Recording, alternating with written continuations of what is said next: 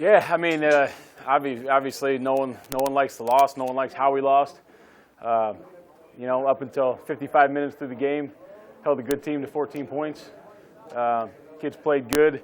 We need to eliminate mistakes throughout the course of the game. Obviously, some of the X plays, some misalignments, some misassignments got us in some trouble. And then, you know, the end of the game drive was not a good thing to have. It'll benefit us in the future, but in the present, it's an awful thing to have. But they're really close. They're getting really close. That's encouraging. I'm going to keep going with this team. This team is very close. We have wins on the horizon. We have really good games on the horizon, and the kids are finally. It seems like we're finally turning the corner in practice and meetings and the culture of the team right now. Scott talked yesterday about going through plays, looking at yards per play and outlier plays. Can you maybe just give some insight into what you thought in showing the guys that and showing them sort of how close they are? Yeah, you know, we're showing them.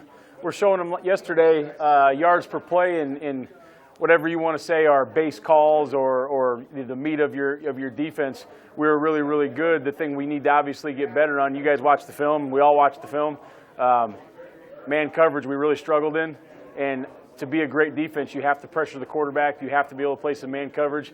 We struggled in man coverage. We struggled with some alignment.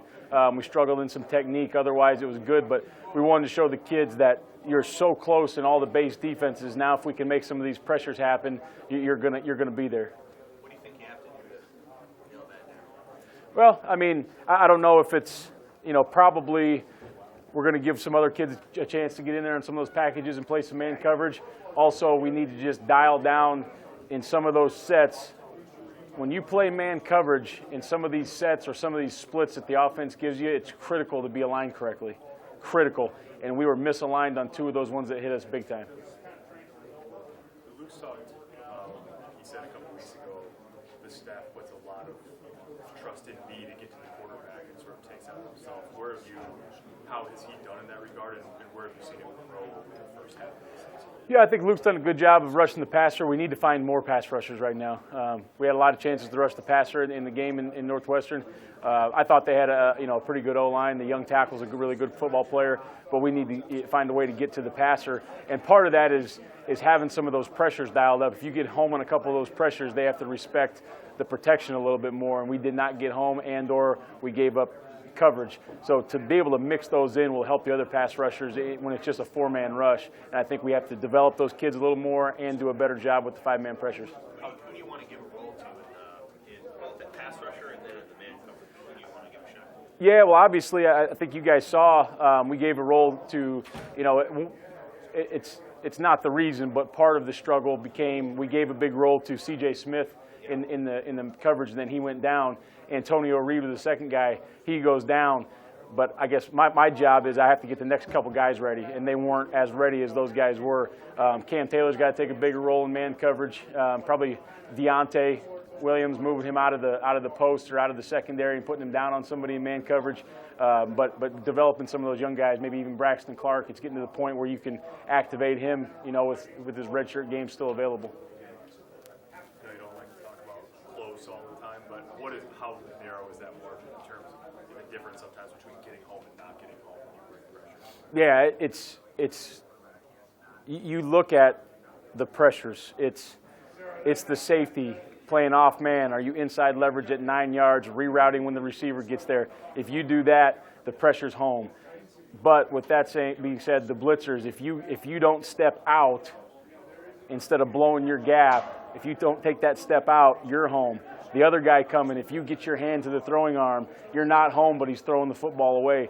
So it's not like it's one guy. It's a collaboration of a whole bunch of guys. The first time, the pressure was a little late. We got it called in late.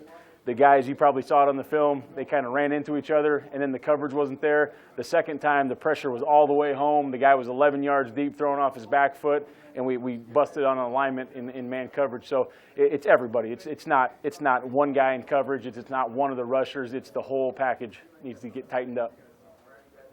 Who's playing the kind of football you want them to play on defense right now? Who's playing winning football you guys are? Yeah, I mean, there's nobody perfect out there. Nobody I'm ready to say is a all-conference player or anything like that. because we haven't won games. We haven't played good enough on defense. Mo Berry gives you the effort that you need to win. You know, he needs to clean up some of his assignment stuff, but he gives you the effort you need to win. Luke Gifford, I think, gives you the effort you need to win. I think the Davis twins are playing at a high level right now. You know, Antonio Reed had a great game. He's had some games where he hasn't, but last game before he got hurt, he was playing at a high level. That pick he made was a really good play, the plays we need. And everybody else is kind of coming along, but I think those guys right now, you know, I would have said DiCaprio Boodle, but he's got too many penalties. He's got too many penalties right now for me to say that. With Carlos playing so much inside, I mean, imagine he's one of your pass rushers too. Does that take away a little bit from the end group or not as much? I don't know if it takes it away because, you know, when we're in nickel, he's moved out to a 3 technique and those types of things. And it also makes them either A, put the center on him man-to-man, which I think he can win, or let him get the guard and the center and should give other guys an opportunity to win. So I don't know if it hurts you or helps you, but it's somewhere in the middle. Zach, so the last 2 drives are happening. Obviously, you as a coach want to remain locked in. Emotionally, what are you going through on those last 5 minutes? Ross is pretty clear about, hey, I'm preparing the offense. It's him. There's no question. He's getting the offense ready for the next time they need to go out on the field. If they need to go out, I'm hoping they don't. I'm hoping they get to go out and take a knee is what I'm hoping.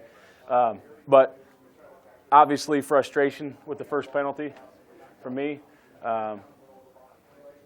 You know, and Carlos is a good kid who does what we ask him to, plays hard, does his assignment 99% of the time.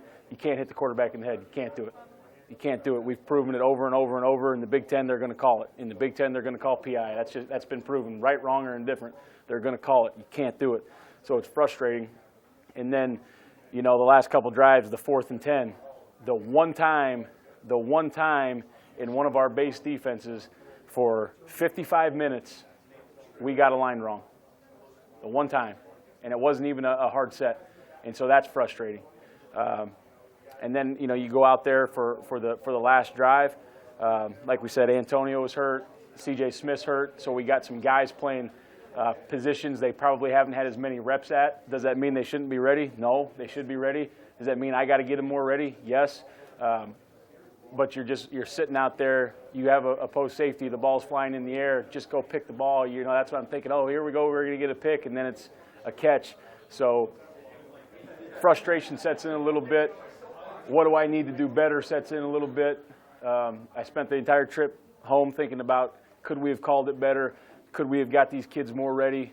I don't know. Could we have got them more ready? Absolutely. Could we have called it better? I don't know. You watch the film and you think that we're pretty close. Not every call is perfect. It's never going to be on defense, but you think it's pretty close. But yeah, that's kind of where we're at. Scott's talked about a bunch of your young guys, true freshmen, that have done degrees. I mean, is that, I'm imagining there's a lot of guys that you would have liked to have got some time in the last 4 games. You can.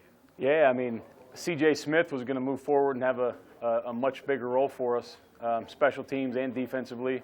Braxton Clark's still obviously available. Cam Taylor's still available. It would have been nice to get Tate Wildeman and Casey Rogers some reps early, and I'm sure there's some guys on offense that they want to get rolling. But some of those guys in the extent of their injury is going to probably, I don't know if they're going to play spring ball or not, but that was going to be critical for us moving forward, and now we're just going to have to find a way to get it done in a different fashion. When you recruit pass rushers, what do you look for? Maybe that's the most obvious question. What do you look for? A guy that sacks the quarterback a lot. Obviously, we're looking for, you know, some of the things that we kind of lack right now is just one of those guys that's very, very twitchy on the edge. A guy that can bend, a guy that can work his hands and is explosive. Also, you have to have some length in this league because of the tackles. I think the tackles are really good in the Big Ten, and they're long guys. So we're looking for some more length, speed, and ability to bend and some twitch. Do you, when maybe you got to go look at a guy that isn't highly rated, Yep. Do you look for like athletic attributes that maybe recruiting services missed, or? To be honest with you, throughout our whole evaluation, I try to not look at what someone's ranked. I think rankings are, can everybody see the 5 stars? Absolutely. Can everybody see the highly rated 4 stars? Absolutely. Where we all differ, and nobody's wrong, Where we all differ is those guys ranked in the middle. It's a high 2-star, it's a 3-star, it's a high 3-star. That's where we all differ. How does it fit our system? How does it fit what they're perceived as? Is he a weak side defensive end? Is he a outside linebacker? Is he a 3 technique? Is he, you know, what does he fit that role? What am I looking for? And then I need to go see a kid in person, because let's be honest, everybody in America that's got a recruiting subscription, they watch the same highlight film. If you don't look good on a 3-minute, 20-play highlight film, you ain't very good. I want to see the other 1,000 plays you played in that year. I want to see game film. I want to see you practice live. I want to see your demeanor. I want to see what you're like around your teammates. I want to see how you get coached. I want to see if you're from a winning program. I want to see if you love football. I want to see if you're a good dude. I want to see if you're a guy I want to be around every day. So is there athletic? Yes, there's definitely, they have to have the athletic traits, but there's much, much more involved with me going to recruit a pass rusher or a corner or a safety or a Mike linebacker or anything like that.